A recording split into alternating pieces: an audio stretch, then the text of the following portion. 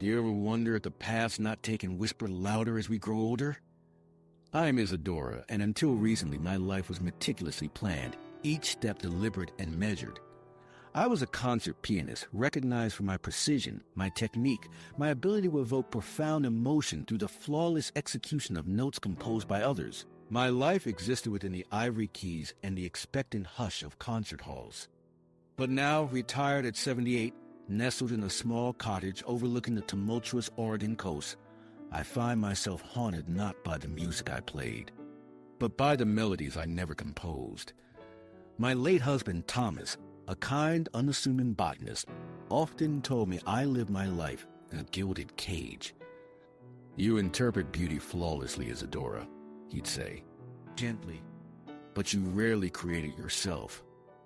I'd bristle at the comment. Creating was messy, unpredictable, vulnerable. Playing, however, was perfection. I sought to deliver composers' visions with unwavering accuracy and passion instead of dealing with the chaotic creative process. But that was then. Now, alone with the relentless rhythm of the ocean, Thomas's words echo in my mind with increasing frequency. The cottage I inhabit, once our summer escape, is filled with his presence. Pressed flowers in dusty frames, shelves overflowing with worn field guides, and the faint scent of pipe tobacco clinging to the air, all testaments to a life lived in quiet observation and profound connection with the natural world.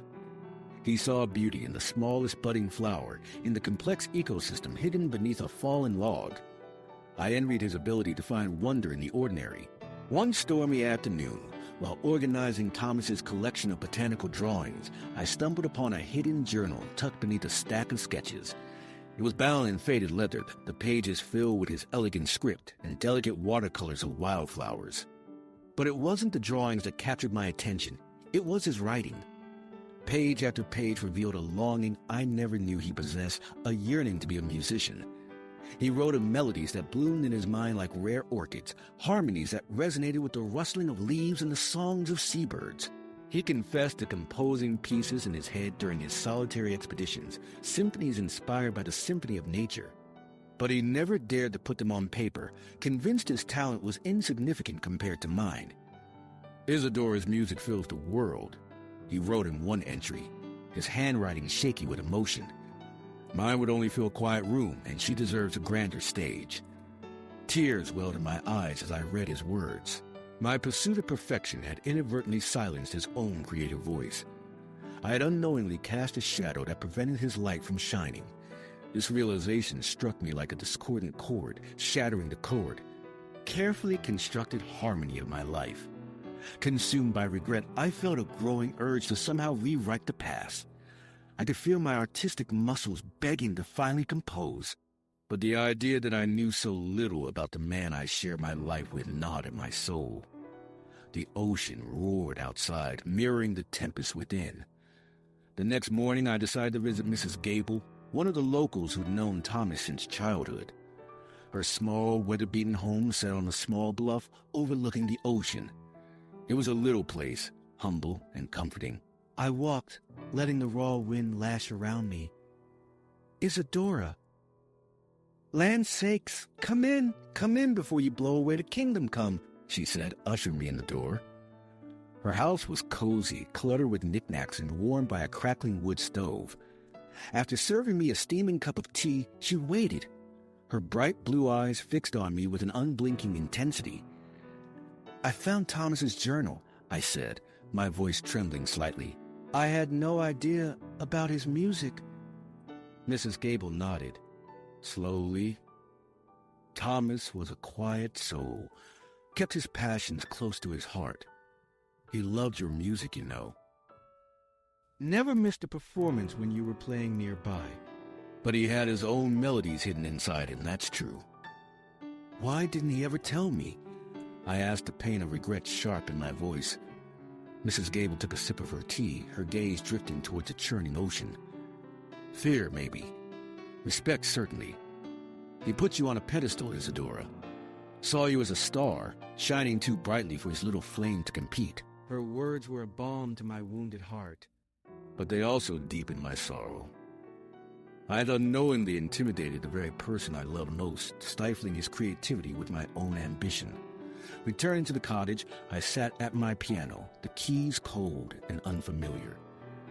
The familiar masterpieces seemed to mock me now, their notes hollow and meaningless. Instead of Bach or Beethoven, I opened Thomas's journal and let his words guide my fingers. I began to compose a piece dedicated to him, a melody inspired by his love of nature, his quiet strength, and his hidden passion. It was clumsy at first, hesitant, filled with wrong notes and awkward transitions. But as I played, the music began to flow, weaving together the sounds of the ocean, rustling of leaves, and the gentle hum of bees collecting nectar from wildflowers. I incorporated fragments of melodies he described in his journal, attempting to give voice to the music that had lived only in his mind. The composition became a dialogue between us, a conversation across the veil of death, a testament to the enduring power of love and the transformative potential of regret. Days turned into weeks as I labored over the piece, pouring my heart and soul into every note. I wasn't striving for perfection. I was searching for authenticity, for a way to honor Thomas's spirit and redeem my own shortcomings. Finally, the piece was finished. I called it Thomas's Rhapsody, a simple title that belied the depth of emotion it contained.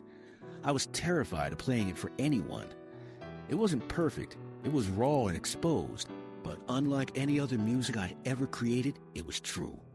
One evening, as the sun dipped below the horizon, painting the sky with vibrant hues of orange and purple, I invited Mrs. Gable to the cottage.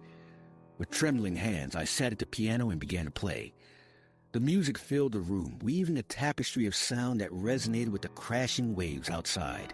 As I played, I pictured Thomas smiling, his eyes twinkling with joy.